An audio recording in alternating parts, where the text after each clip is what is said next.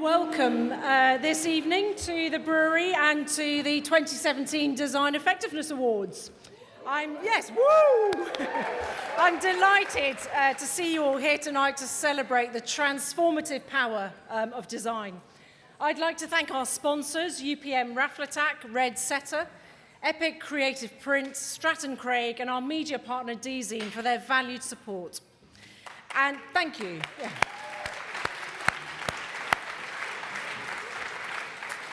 We're really picky about sponsors, so it's hard to get onto that list.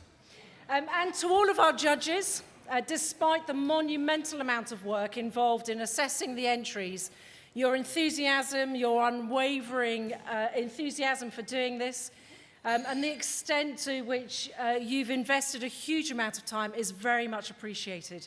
So that expertise that you brought to those judging days has been invaluable to us. So a thank you to them as well.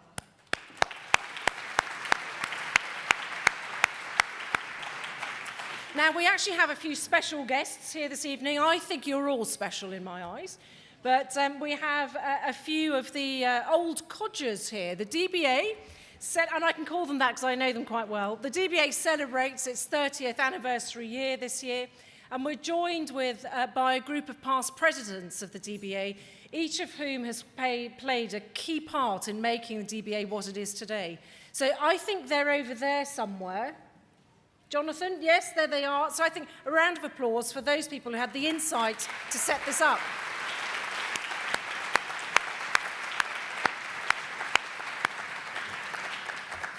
So for those of you that don't know, the DBA was born out of the design industry's own recognition that at a time of rapid change for the sector, which was back in the 1980s, there was a real need to collectively drive up the professional standards across the industry and to create greater awareness in business of the economic value of design.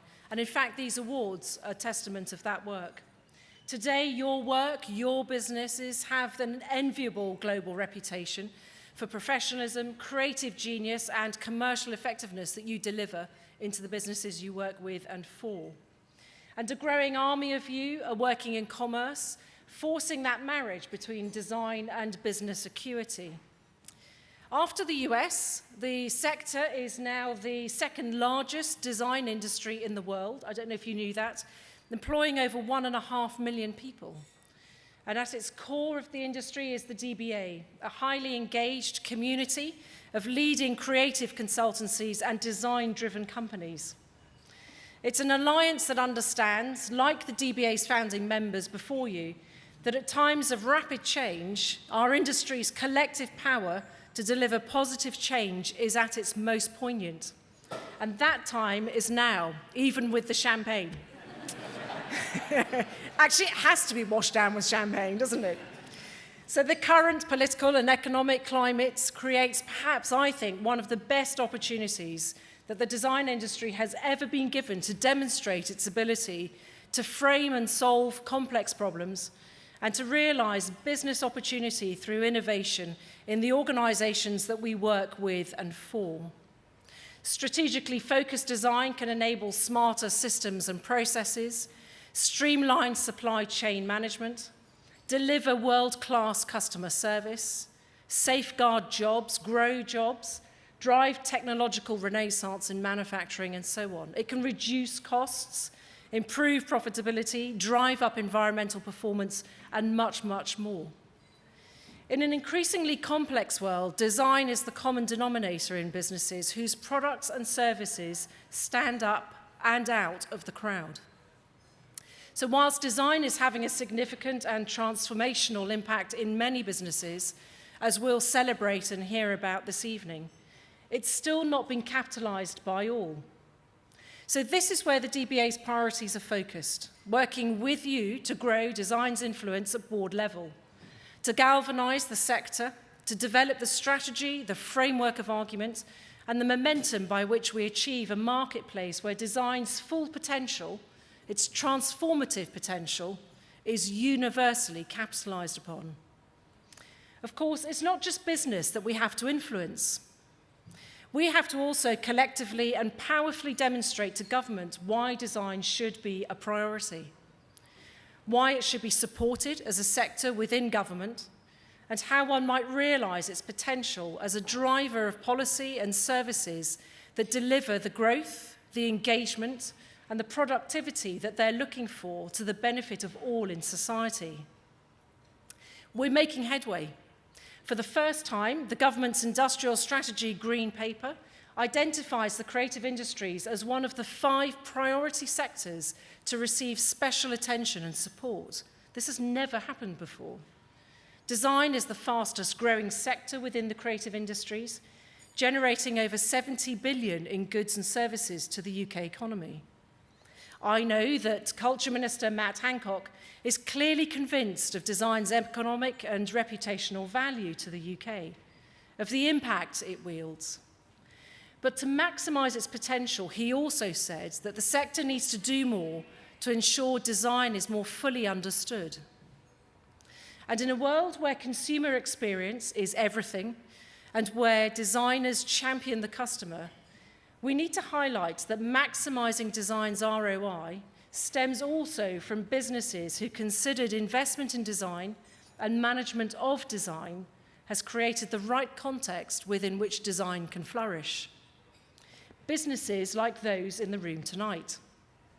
So I look forward to carrying on that conversation with Matt and with every other stakeholder that we need to influence. And I want to emphasise this point. It is why your work, your business, is being recognised this evening. Tonight, we're celebrating a body of work that has had a wide range of impacts on businesses' success. These awards demonstrate what is possible when the best business brains and the best design brains come together to bring about the right conditions for business transformation to occur. They also demonstrate what is possible for those who, looking for incremental performance, got more than they bargained for. It takes creative genius on one hand and business aesthetics on the other to drive change into the market in a way that delights customers. Get this right and the dividends speak for themselves. Now, we all have to play our part in growing universal confidence in design investment. And by all, I don't just mean those of you sitting in the room tonight, but all those who champion design. We must commit to strengthening our voice and to growing our influence as one industry. Because broad representation from all types and size of business, all consultancies, all in-house design teams, all design-led brands, and whatever your design specialism, is the cornerstone of our ability to build the authority of the message. Your support of the DBA and your contribution to our voice as an industry is important because we need to drive wider understanding of design as an essential strategy-shaping element in the business mix. The significance of the achievements recognised in your work this evening is also why we celebrate our successes and your successes, not in generic categories, but within groupings that allow us, the DBA, to form the key messages that we're going to champion into business and government throughout the coming year. Your case studies provide the evidence and bring to life in a variety of compelling ways what is possible for any business of any size in any sector if design has the opportunity to impact front and centre in that enterprise. Design is the yeast in the business mix of leading businesses today. It needs to be incorporated early enough in the process and allowed to prove itself. The success that you have achieved with your collaborations are the foundations of future growth, for future opportunities, which in many cases will be felt for years to come. Now more than ever, championing this legacy is an imperative if we're to increase the influence and impact of our sector. I'd like to take you back to 2009, when a lightweight aircraft seat changed the market and led the way to huge improvements in passenger comfort. The Superlight seat was the first product launched by a startup company called Acro Aircraft Seating, with all of the pressures that entails. Acro recognised the need for creative input from the start to turn manufacturing constraints into positives and to provide differentiation that is vital in the airline world. The resulting seat, designed by Factory Design, was the lightest in its class, provided real fuel savings to airlines, more comfort to passengers, and a significant environmental advantage because of the reshoring of their manufacturing into the UK. A decade on from their inception and 5 years since they won a DBA Design Effectiveness Award, Acro's success is unquestionable, growing by over 100% year on year for the last 4 years, to take 7th place in the Sunday Times Virgin Fast Track 100 league table, which recognises Britain's private companies with the fastest growing sales. Reflecting on Acro's success, Chief Executive Chris Brady told us that he believes it's impossible to underestimate the contribution that design has made in that business. Judith Stracey, chairman of White Logistics, one of last year's Design Effectiveness Award winners, echoes a very similar message. In 2010, the haulage company had suffered in the recession and had failed to show profits for a number of years. They commissioned the allotment to undertake a strategic rebrand to help the business grow. It had a huge impact. Turnover has increased by 65% in 6 years, and since the rebrand, profits are up 70%. It's the stuff of dreams. Judith says of White Logistics, we have changed the way we fundamentally think, not just about how our vehicles look, but about how we design our strategy, our services, and our systems. So the legacy of design remains with us, she told us. Imagine operating in a country where our government thought like this, valuing not just the operational use of design, but its permeation into the development of strategies, services, and systems. Imagine a marketplace where all businesses value the legacy of design, its transformational long-term impact. Is that really far-fetched?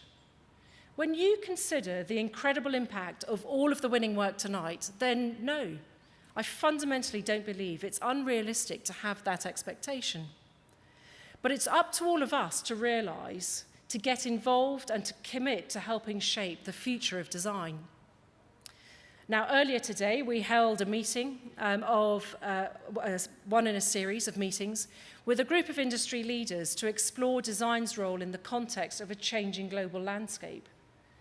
These ongoing meetings are informing the development of the strategy which will enable us to better support the sector and enable us to drive design further up the agenda in business and in government.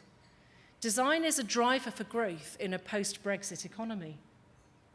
Is it so hard to imagine an industrial strategy with the originality and effectiveness that you'll see running through all of tonight's work if the people in this room were involved in writing it? Does anyone fancy writing an industrial strategy tomorrow? So, dreaming aside, we'll continue to partner with organisations who are striving for similar positive change. Our membership of the Creative Industries Federation, the voice for the whole of the creative industries into government, has seen them successfully working to put the creative industries at the heart of the government's agenda. Our relationship with the Federation aims to ensure design's voice is rightly positioned alongside all of the other creative sectors in dealings with government, particularly given our reliance on a thriving cultural landscape that continues to inspire, challenge, and thrill us as designers. Our long-term partnership with the All-Parliamentary Design and Innovation Group is also fundamental to the DBA's lobbying of government. Our Design for Brexit submission to Her Majesty's Treasury last year focused on securing a review of the R&D tax credit system in the UK. And that is going to happen. Designers should be consulted on what will enhance the UK's position as a world leader in innovation, because they have the skills to realise those efforts in the market and in ways that we will find desirable and usable. Our most successful design-driven businesses, be they luxury brands, engine manufacturers, or the purveyors of world-class whiskies, all have this expertise. Ultimately, what we need government to recognise is this, that design is the coming together of creative genius with business acuity. So it cannot be confined to the creative industries basket alone. It's an industry in its own right that equally cuts to the heart of every business it touches and to the heart of every government that will embrace it. It's as comfortable in a conversation about growing market share as it is about stopping people drinking and driving. It loves the challenge of cutting costs while building value. It understands the tension between time equals money and the need to service customers ever more individually. It'll fight to close the gap between business risk and market success. So when it comes to a nation's competitiveness, look to government and design. Government to deliver the context within which business can flourish, and design to realize those business opportunities. In these unpredictable times, let's be confident in our industry's ability to thrive in uncertainty. We relish the opportunity to turn a complex challenge into serious growth for businesses we work with and for. This is evidenced this evening, because if we draw on that confidence and we amplify that message together, we are perfectly placed to collectively deliver a monumental wave of change, to infuse design universally into business, and to drive long-term growth and sustainable success that our government is looking for. And as we've said all along, design has the capability to improve the quality of people's lives. Well, now's the time to prove it. Thank you.